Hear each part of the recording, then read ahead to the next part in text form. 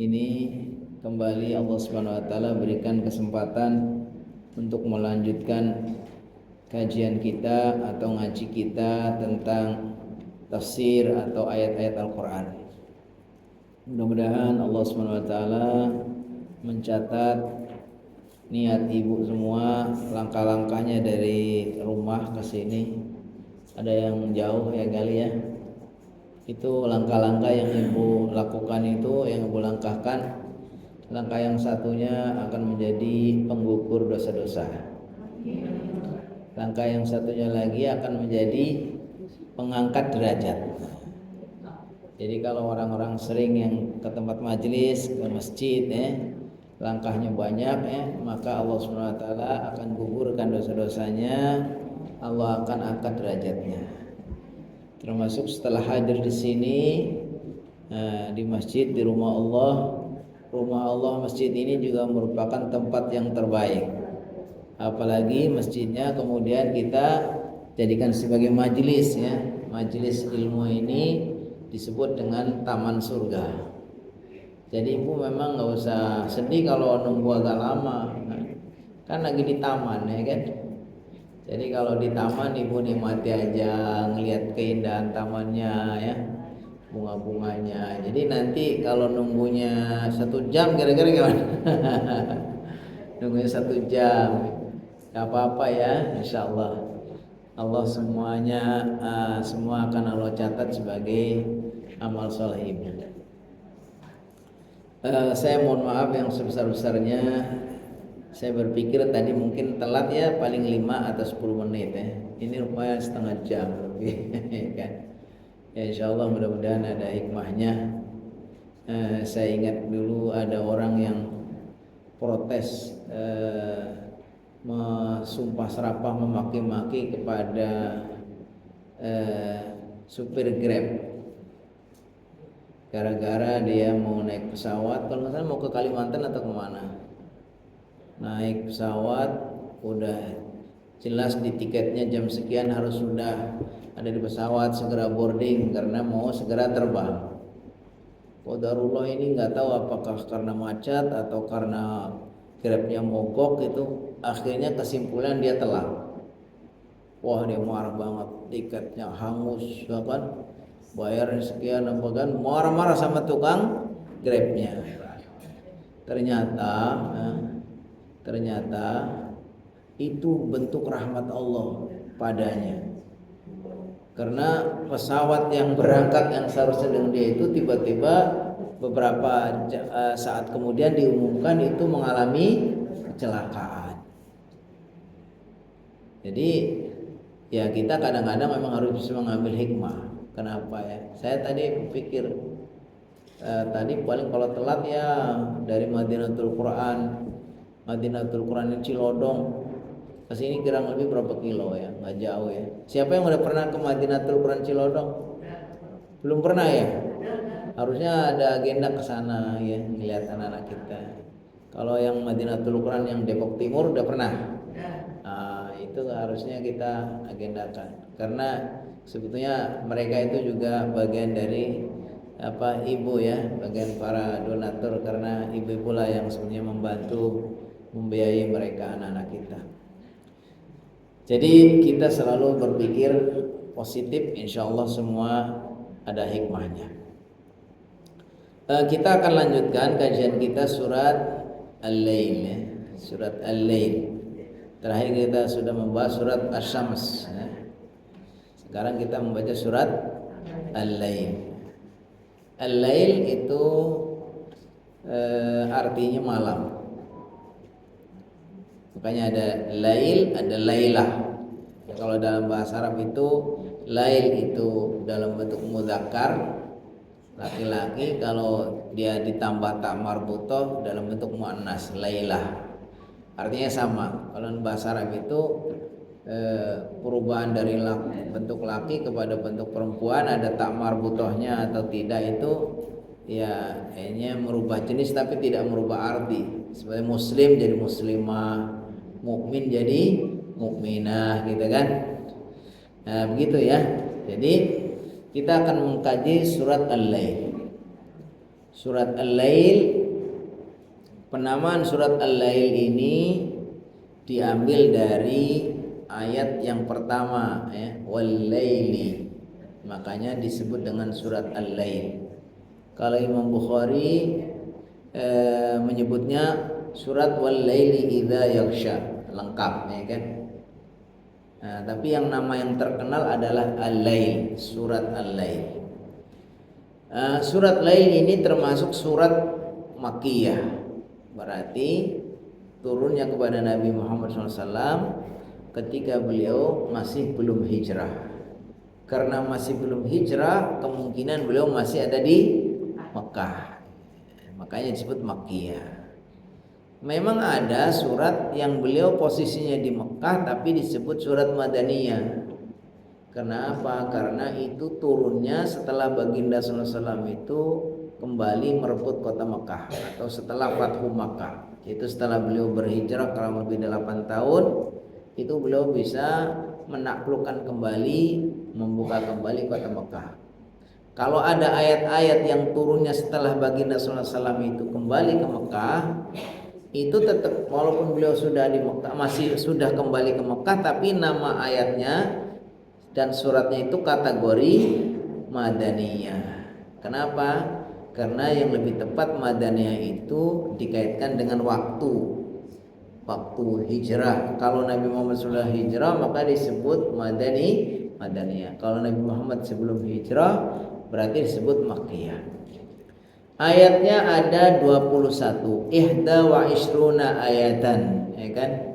Yaitu ada 21. Insyaallah udah berapa semua belum? Hafal ya? Insyaallah nanti kita pelan-pelan menghafalkan. Ini termasuk ayat-ayat yang sedang. Jadi ayat-ayat yang ayat surat-surat pendek itu ada yang panjang-panjang, ada yang sedang, ada yang sangat pendek, ya kan? Nah, yang paling pendeknya itu ada surat Al-Kautsar, surat Al-Asr, ya kan? Surat An-Nasr. Ini 3 surat yang pendek-pendek sekali. Nah, ini termasuk yang sedang, ya kan? Baik, kita lanjutkan. Jadi namanya surat Al-Lail, artinya malam. Penamaan Al-Lail ini diambil dari permulaan ayatnya, Wal-Laili idza yaghsha. Jumlah ayatnya ada 21. Kemudian kategori dari surat-surat Makkiyah, artinya sebelum baginda Nabi Muhammad SAW hijrah ke Madinah. Kita langsung baca saja, insyaallah mudah-mudahan sudah hafal semua. Kita langsung masuk kepada tafsirnya. Wal-laili idza yaghsha. Wal-laili idza yaghsha.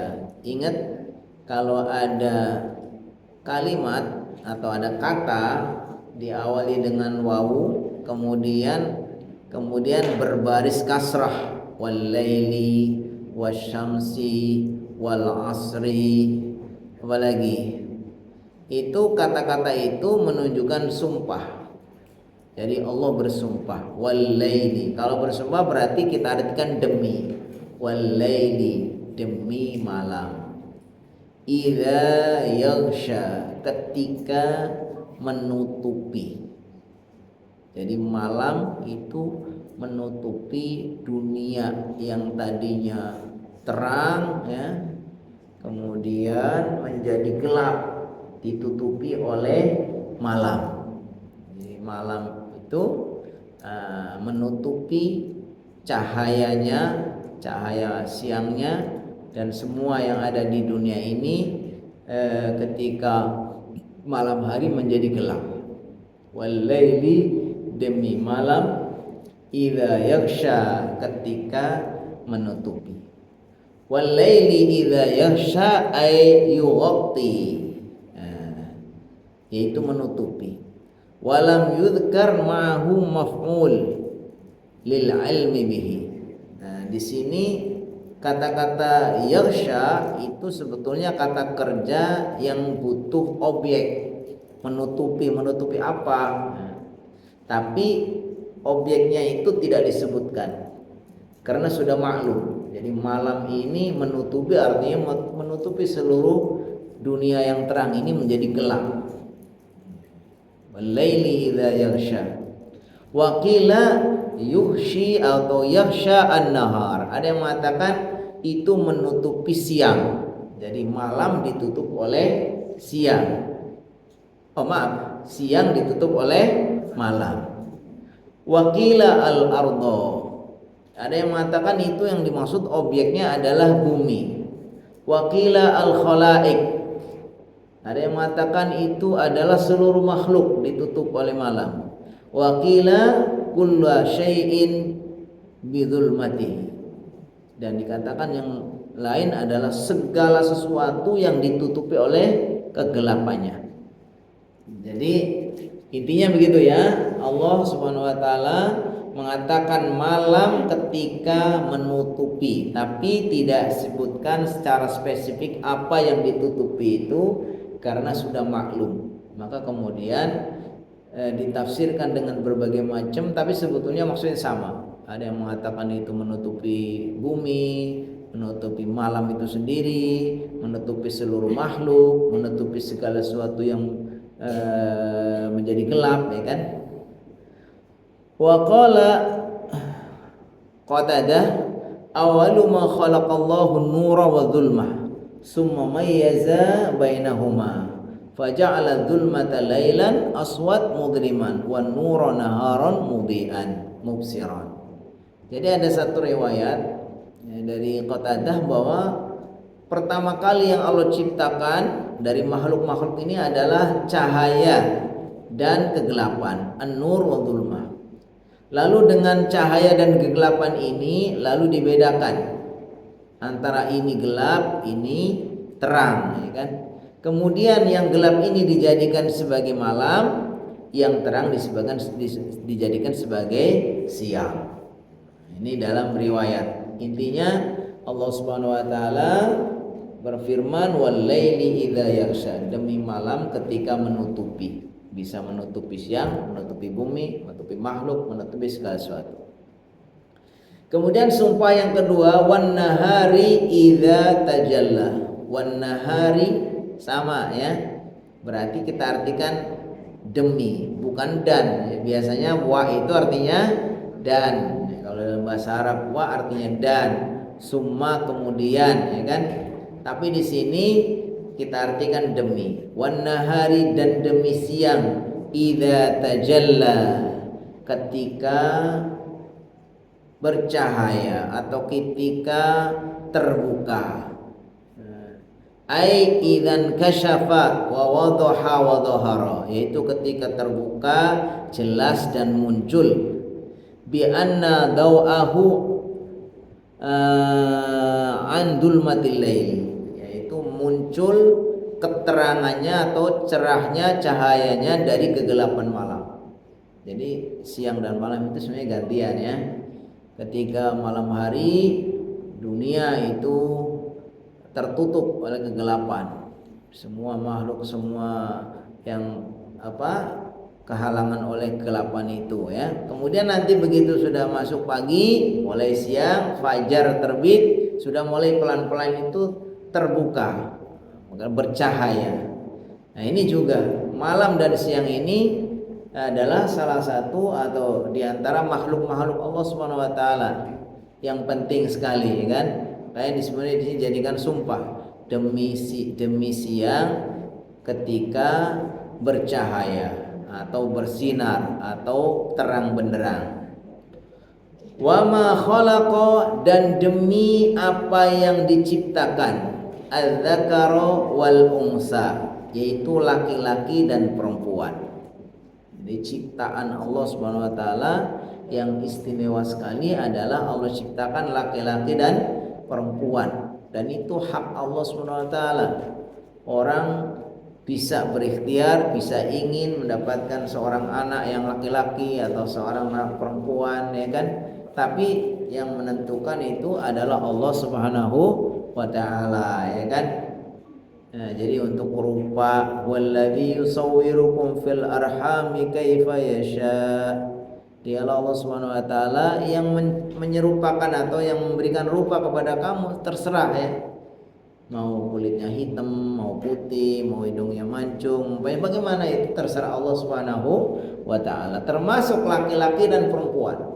Itu terserah Allah Subhanahu wa taala ya. Nah, makanya di sini disebutkan itu sebagian hal yang penting juga, makanya Allah katakan wa ma khalaqal dzakara wal unsa.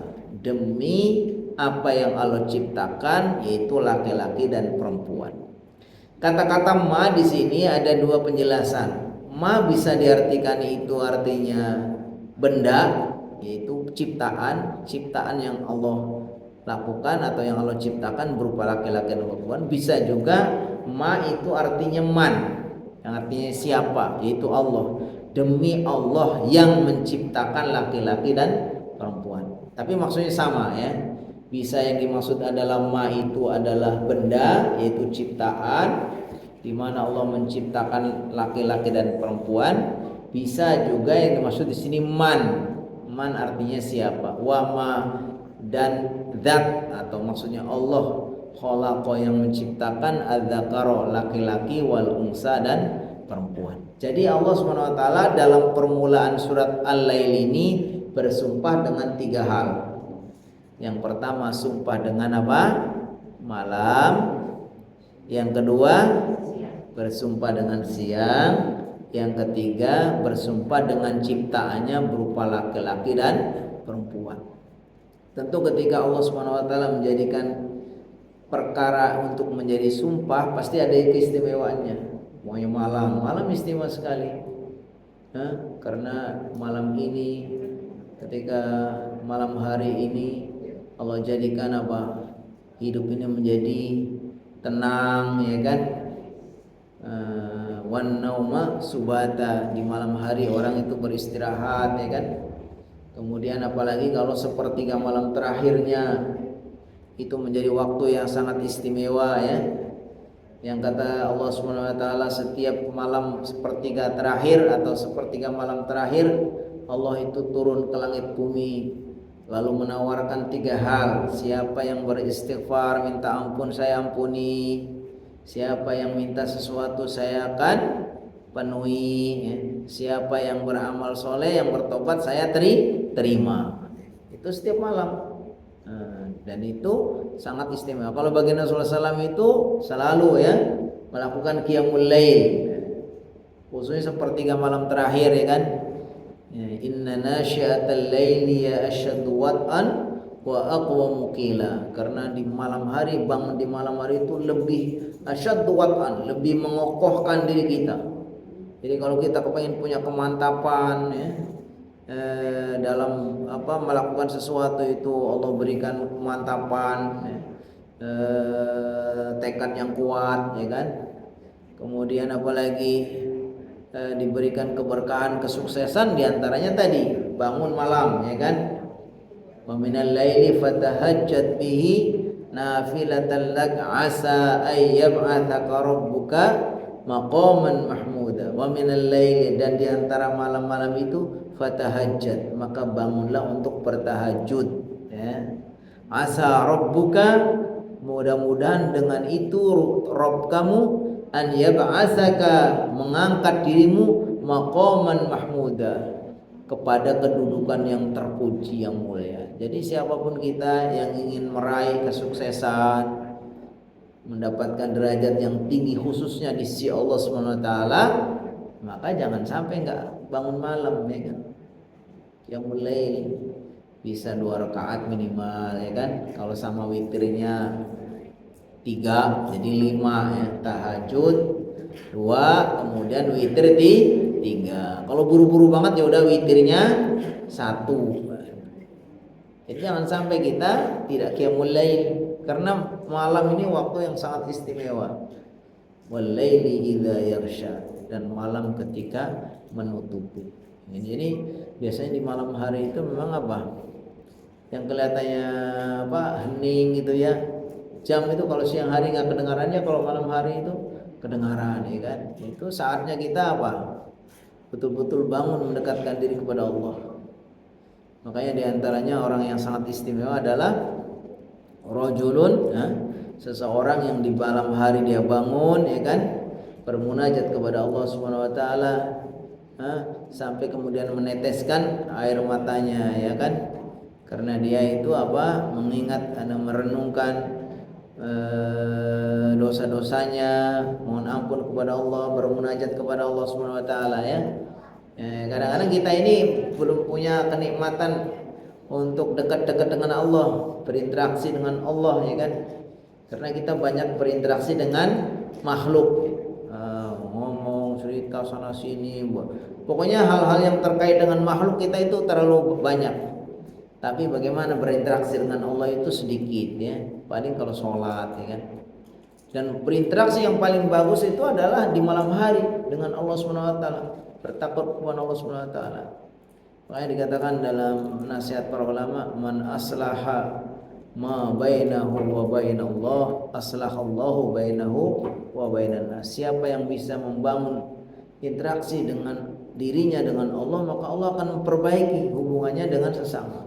Jadi kalau hubungan kita dengan Allah itu baik, maka Allah akan jamin hubungan kita dengan sesama juga yang baik.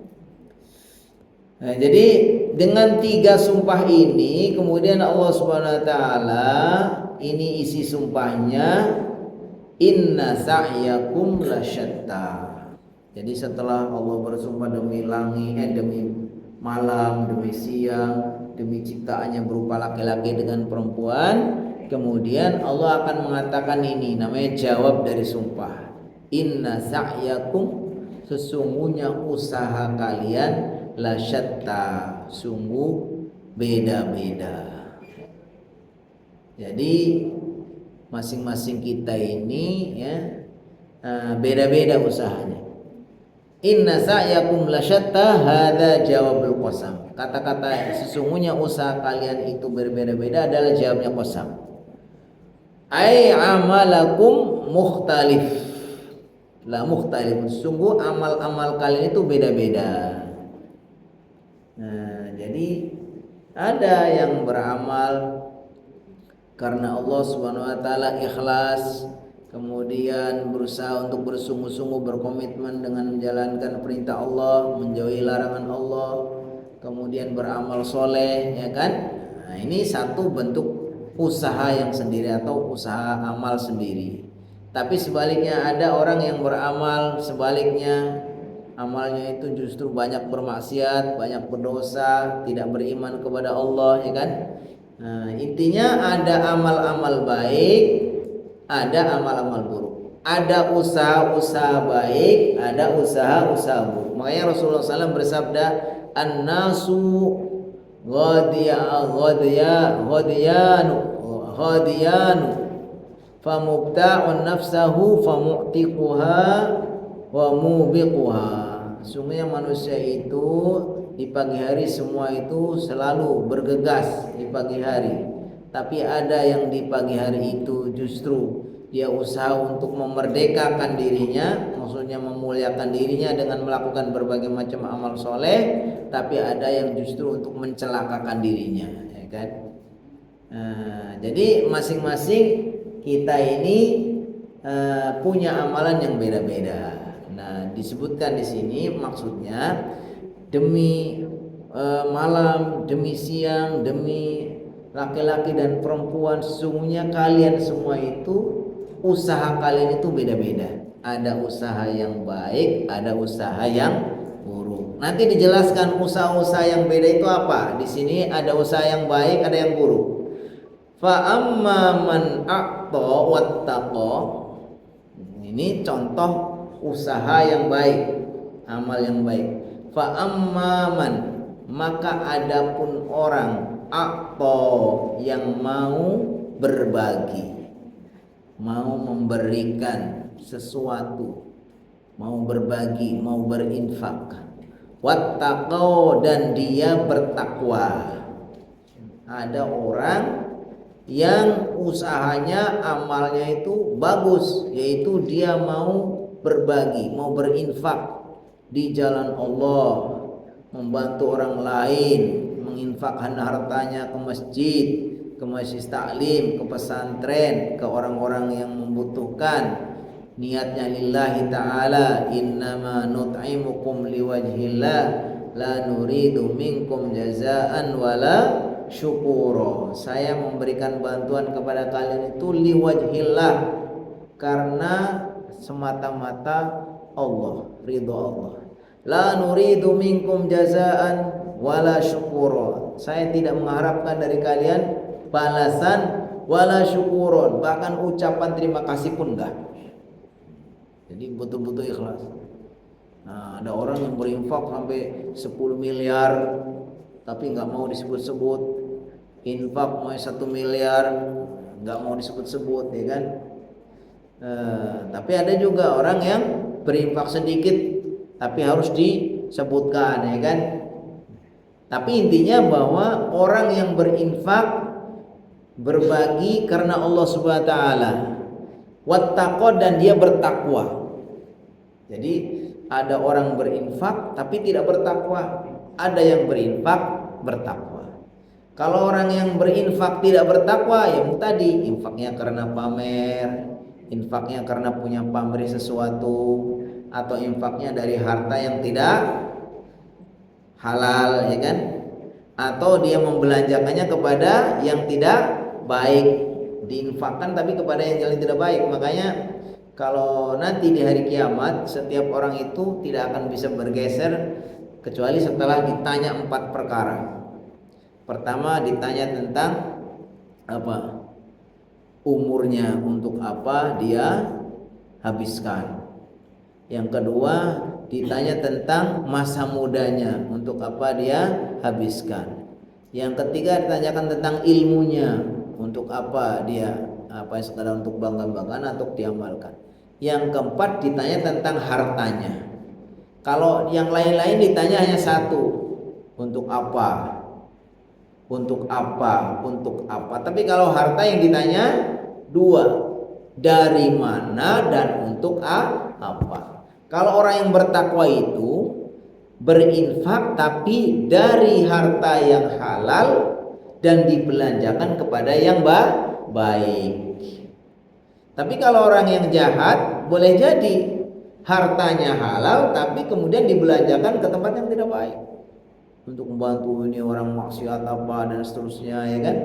Atau dapatnya dari yang haram tapi supaya baik dikenal, supaya ini hasil korupsi untuk membantu masjid. Nah, umpamanya.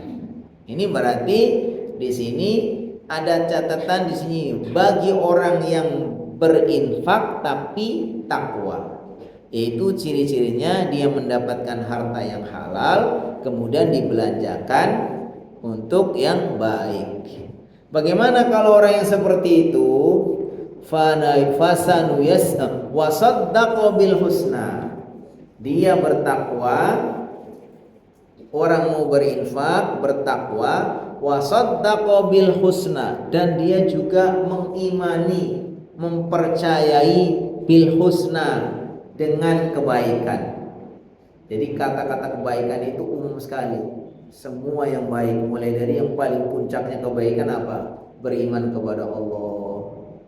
Nah, kemudian apa? Percaya kepada hari kiamat. Kemudian balasan di surga nanti di akhirat. Semua itu kebaikan.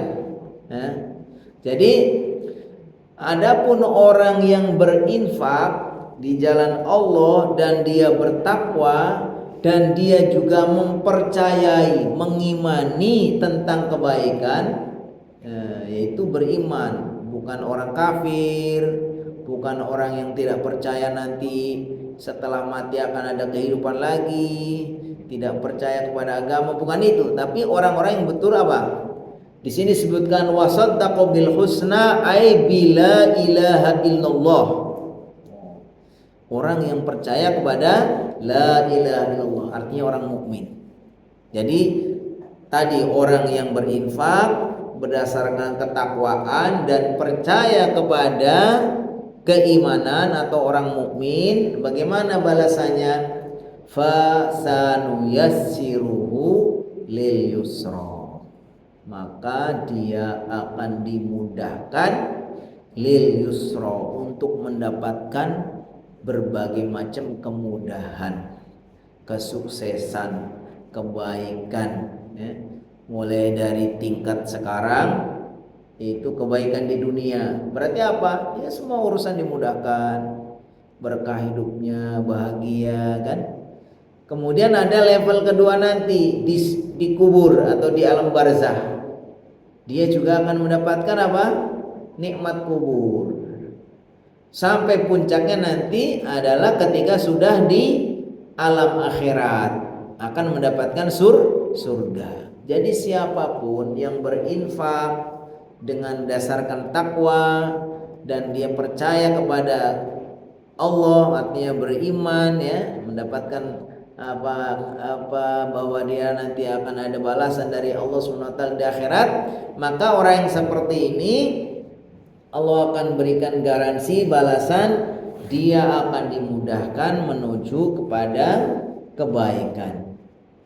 Saya bacakan, fasanu yassiru lil yusra ay nurshiduhu li asbabil khairi wassalah. Maka orang itu akan kami berikan petunjuk kepada sebab-sebab kebaikan dan sebab-sebab kesuksesan atau kebaikan atau sebab-sebab kebahagiaan. Hatta yashula alaihi fi'luha, maka dia akan mudah baginya untuk melakukannya. Jadi orang yang membiasakan diri untuk bersedekah, bertakwa, kemudian imannya kuat, maka Allah akan kasih kemudahan untuk mendapatkan taufik dan hidayah, mendapatkan sebab-sebab kebaikan, sehingga dia mudah untuk melakukannya. Sholat juga senang, ngaji juga senang, pokoknya berbagai macam amal soleh dia senang, ya kan?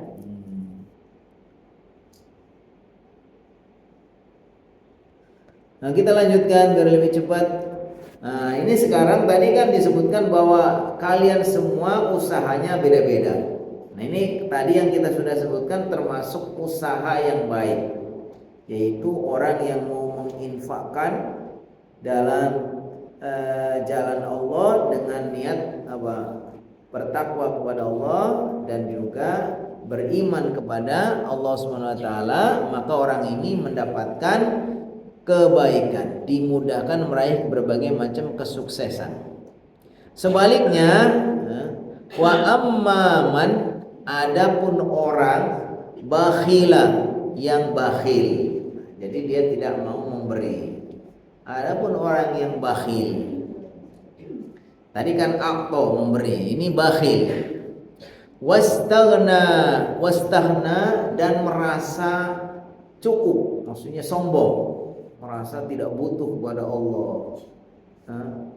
Kalau dia sudah sukses itu merasa itu semua kan karena kepintaran saya, karena usaha saya. Nah, kalau melihat orang gagal itu mencibirin, kamu sih kebisaan, kayak gitu ya. Nah, akhirnya dia tumbuh rasa sombong.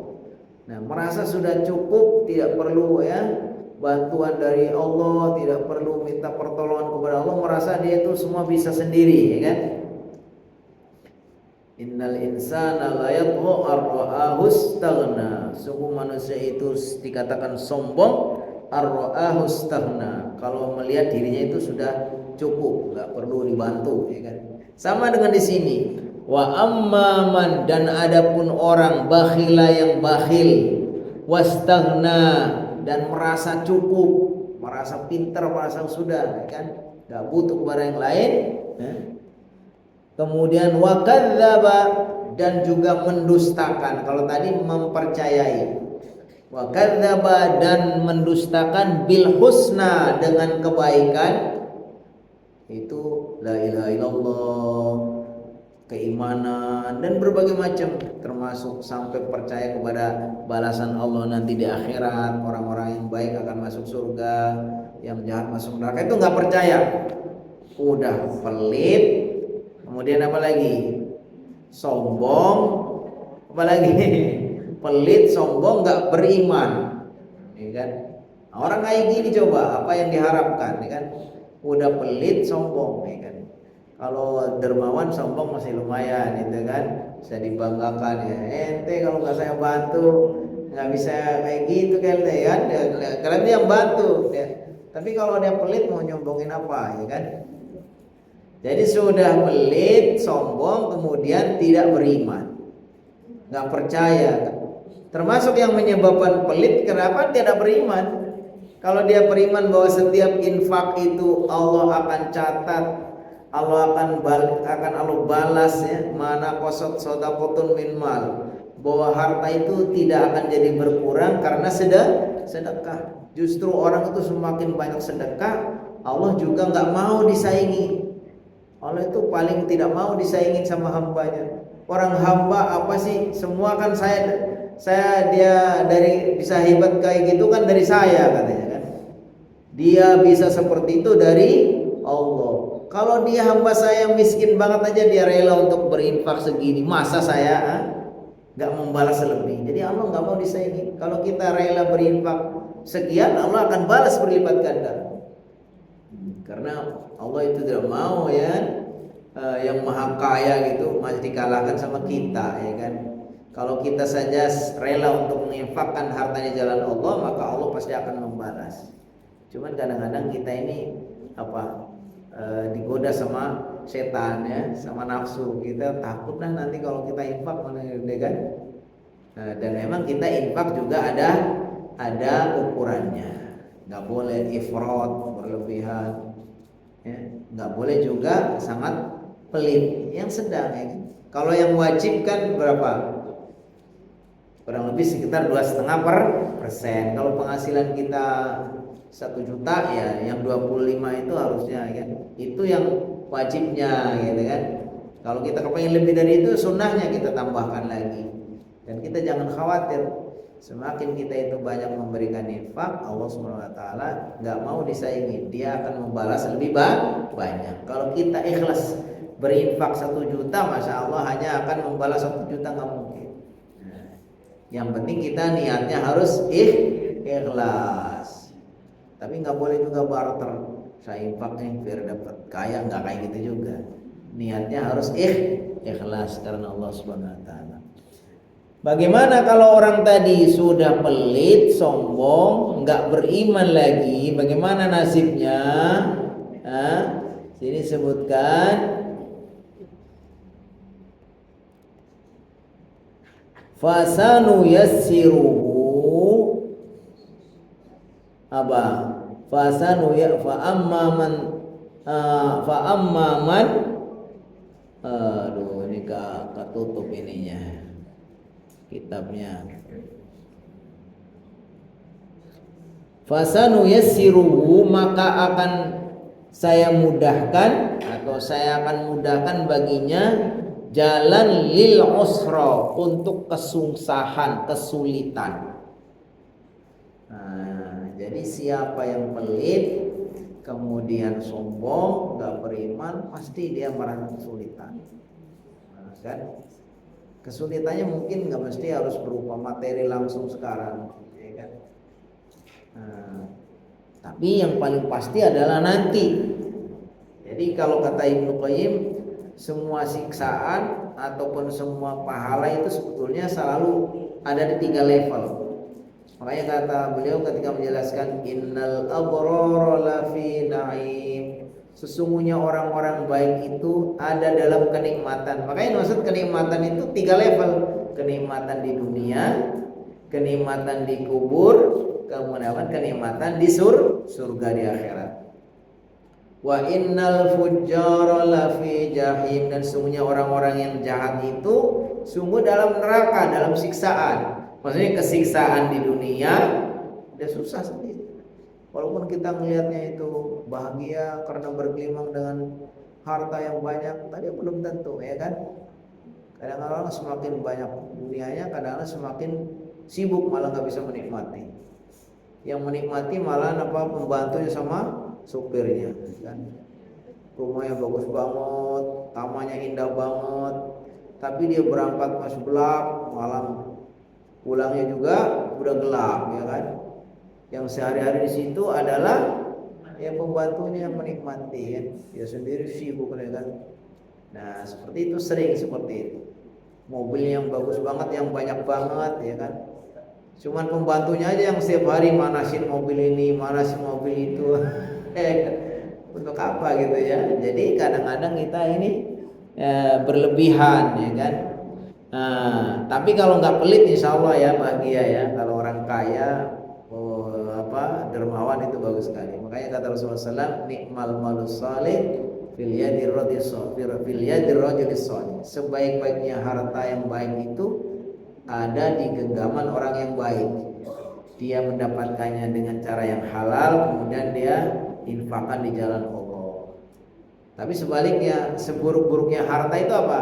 Harta yang ada di tangan orang jahat. Udah dapatnya dengan segala cara, nipu, korupsi dan macam. Habis itu nanti untuk poya-poya dan sebagainya, untuk merusak, ya kan?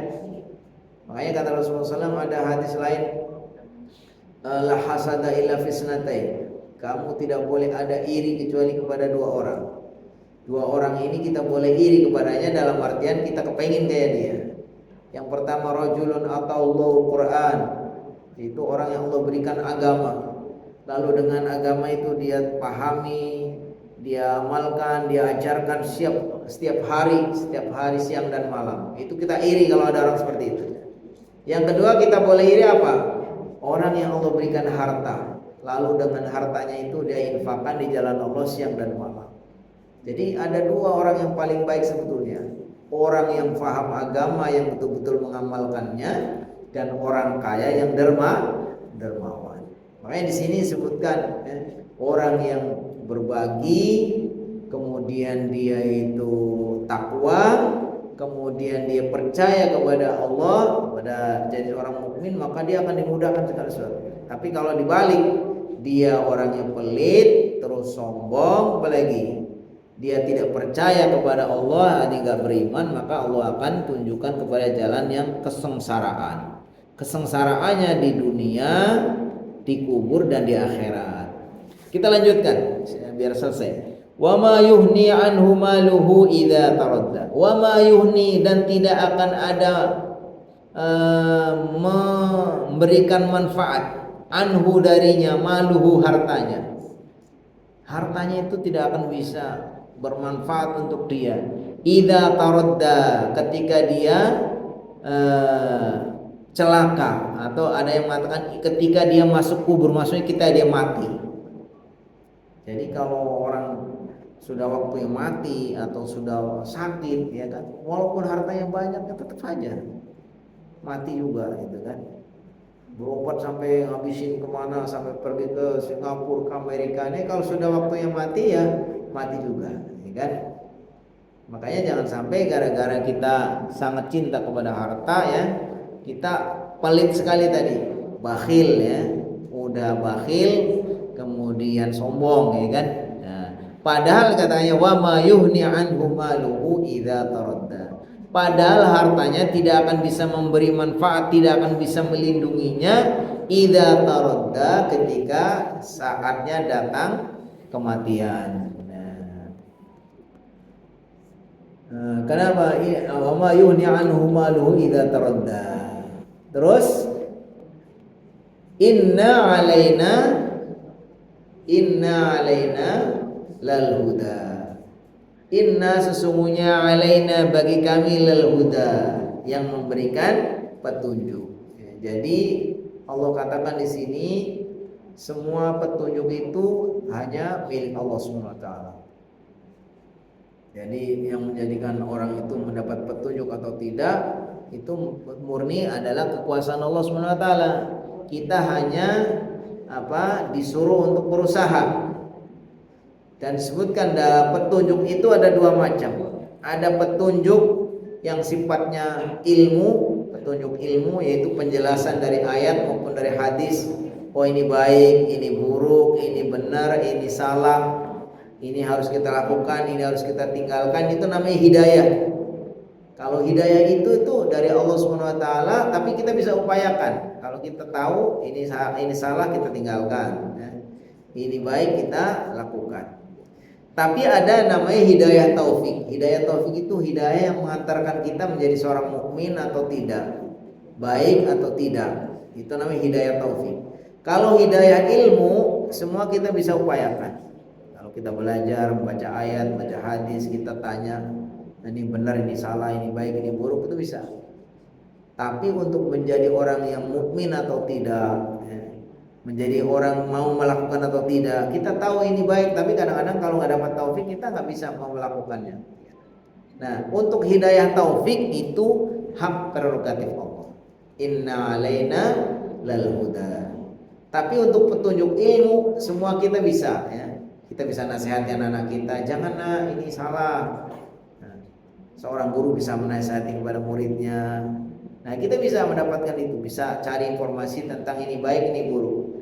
Itu juga petunjuk. Tapi kalau petunjuk ilmu itu ya ada di tangan kita, maksudnya kita bisa mengupayakan. Tapi kalau petunjuk taufik yang menyangkut iman seseorang atau tidak, soleh seseorang atau tidak, itu adalah hak Allah Subhanahu wa taala. Wa inna lana lal akhirata wal ula. Dan di bawah kekuasaan kami juga, kata Allah, al akhiratu, yaitu akhirat, wal ula, dan dunia. Dunia akhirat itu semua adalah ada di kekuasaan Allah Subhanahu wa taala. Fa'angdartukum, maka saya akan beri peringatan, maka saya peringatan kalian, naron talazza. Fa'angdartukum, maka saya beri peringatan kalian, naron, yaitu nanti akan ada neraka, talazza, yang menyala-nyala. Jadi Allah Subhanahu wa taala dalam rangka untuk menunjukkan rahmatnya kepada Allah sudah kasih tahu, nanti kalian kalau tidak baik atau tidak beriman, tidak mengikuti petunjuk, kalian akan menjadi ahli neraka, dan Allah sudah siapkan nerakanya. Sebagaimana juga Allah sudah siapkan surga supaya orang tertarik, kalau kalian baik, kalian taat, beriman, nanti kami akan kasih balasan surga. Sudah disiapkan surganya. Nah, ini karena Allah Subhanahu wa taala ingin supaya kita jangan sampai masuk neraka, maka dikasih peringatan, fa'angdartukum naron talazza. Maka saya beri peringatan kalian akan neraka yang nyala-nyala. La yaslaha, yang tidak akan dimasuki dia illal ashqa, kecuali oleh orang yang celaka. Jadi sudah dikasih peringatan bahwa Allah sudah menyiapkan neraka yang nyala, dan itu akan menjadi hunian yang bisa atau yang akan menghuni tempat itu adalah al-ashqa, orang yang celaka. Man kana syaqiyan fi ilmillah, yaitu orang yang celaka fi ilmillah, maksudnya itu semua memang itu di kekuasaan Allah, di ilmu Allah Subhanahu wa taala. Jadi kita sendiri juga tidak bisa menentukan apakah kita nanti akhirnya akan menjadi orang yang husnul khotimah, masuk surga, atau naudzubillah dan seterusnya, ya. Tapi semua diciptakan, semua orang itu diciptakan menuju ke arah takdirnya. Jadi kalau orang itu ditakdirkan akan menjadi orang yang beruntung, yang bahagia, sudah kelihatan. Nanti dia terlahir dari keluarga yang baik, bapak ibunya muslim, setelah itu dia mau melakukan amal soleh. Karena apa? Karena takdirnya dia jadi orang baik. Tapi kalau Allah takdirkan dia mungkin orang yang sengsara, yang nanti di akhirat celaka, ya dia nggak akan beriman, mungkin terlahir dari yang jauh dari berbagai macam keimanan, ya. Jadi disebutkan semua orang itu diciptakan menuju atau dimudahkan menuju kepada takdirnya. Yaitu siapa orang yang celaka tadi, yang akan menjadi penghuni neraka yang nyala-nyala itu, alladzi kadzdzaba, yaitu orang yang mendustakan, enggak percaya kepada Allah, kepada Rasulullah, wa tawalla, dan berpaling dari Allah, dari Rasulullah, berpaling dari Al-Qur'an, kan? Orang yang mendustakan dan berpaling. Wasayajun fasa, tapi sebaliknya wasayajannabuhal atqa, dan orang-orang yang bertakwa itu akan dijauhkan dari neraka tadi. wasayajannabuha, dan akan menjauh dari neraka al-atqa, orang-orang yang bertakwa. Alladzi, siapa itu ciri-ciri orang bertakwa? Alladzi, yang yu'ti, memberikan malahu, hartanya, dia menginfakkan hartanya, yatazakka, karena dia ingin mensucikan dirinya, membersihkan dirinya. Dia itu memberikan harta bukan karena ingin pamer, bukan karena ingin menyombongkan, bukan karena ada pamrih sesuatu, tapi apa? Yatazakka, niatnya dalam rangka untuk mensucikan diri, ingin menjadi orang yang jiwanya bersih, mendapatkan ampunan dari Allah Subhanahu wa ta'ala. Wa ma li ahadin indahu min ni'matin tujza, dan orang yang ketika memberikan sesuatu nikmat dia tidak mengharapkan balasan. Wa ma li ahadin, dan tidak ada seseorang indahu di sisinya min nikmatin, mendapatkan nikmat, tujza, kemudian dia mengharapkan balasan. Jadi kalau dia berbagi ya nggak ada pamrih. Pokoknya dia bantu seorang ya sudah lillahi ta'ala, tidak mengharapkan dari bantuannya. Ucapin terima kasih Allah mau, enggak saya kasih lagi dah bawahnya, kata itu. Tapi apa tadi dalam surat Al-Insan ya, hal ata al-insan berapa kan? Innama nut'imukum liwajhillah la nuridu minkum jazaan wala syukura. Sungguhnya saya memberi makan atau memberikan bantuan kepada kalian liwajhillah, demi Allah atau karena Allah. La nuridu minkum jazaan wala syukura, tidak meminta balasan dan tidak minta ucapan terima kasih. Ini di sini disebutkan wa ma li ahadin indahu min nikmatin tuzza, dan dia ketika memberikan manfaat atau memberi nikmat kepada seseorang tidak mengharapkan balasan, min nikmatin tuzza. Apa yang diharapkan? Illa ibtigha wajhi rabbihil a'la, illa, kecuali harapan dia, ibtigha wajhi rabbih, mencari wajah Tuhannya, maksudnya mencari ridho Tuhannya, al-a'la, yang maha tinggi. Jadi dia nggak ada niatan kecuali untuk mencari ridho Allah.